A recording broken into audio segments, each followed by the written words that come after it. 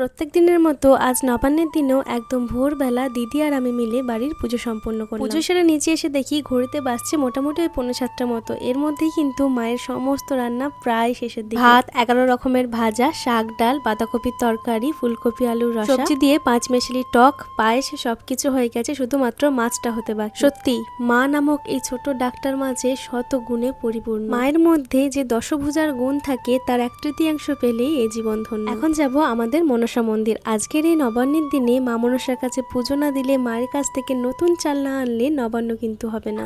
আমি, দিদি, বাবু আর অরূপ ভাই আমরা সবাই মিলে চলে গেছিলাম মায়ের মন্দিরে। তো সেখান থেকে পুজো করে আসার পর এখন আমি বসে পড়েছি নবান্ন মাখানোর জন্য। আর এই নতুন চালগুড়ি মাখাটাই কিন্তু হলো নবান্নের আসল। সবার প্রথমে নবান্ন মেখে সেটা গোপু সোনাকে দিলাম, তারপরে দিলাম বাস্তু দেবতার উদ্দেশ্যে। নবান্নের দিন সমস্ত খাবার সবার প্রথমে বাস্তু দেবতার উদ্দেশ্যে নিবেদন করাটা কিন্তু আমাদের একটা নিয়ম। তখন ধরে যত্ন করে নবান্ন মেখে সবাইকে খেতে দিলাম। তারপর সবাই নাকি বলছে দারুণ দারুণ। তারপর যখন নিজে খেলাম তখন বুঝতে পারলাম সত্যি তারা হয়তো মিথ্যে কথা বলেন। আসলে এই নবান্ন হলো খাওয়া দাওয়ার অনুষ্ঠান। শত খাটনি আয়োজনের পর সবাই মিলে যখন হাসি মুখে বসে খাওয়ার দাওয়ার গুলো খায়, তখন সত্যি সেই আনন্দ বা সেই ভালো লাগা মুখে বলে ব্যাখ্যা করা যায়। সমস্ত রান্না বান্না সবার প্রথমে বাউস্ত বাড়ানোর পর সবার খাওয়া দাওয়া মোটামুটি শেষের দিকে। শেষ বেলায় বসেছি নিজে খাওয়ার জন্য। সত্যি প্রত্যেকটা রান্না এত সুন্দর হয়েছে। এই কয়টা দিনে তারাপীঠের সাজসজ্জা দেখলেই বোঝা যায় এই নবান্ন উৎসব হলো তারাপীঠের সবচেয়ে বড় উৎসব। রাস্তার আনাচে কানাচে প্যান্ডেল, ঠাকুর আর প্রচুর লাইট।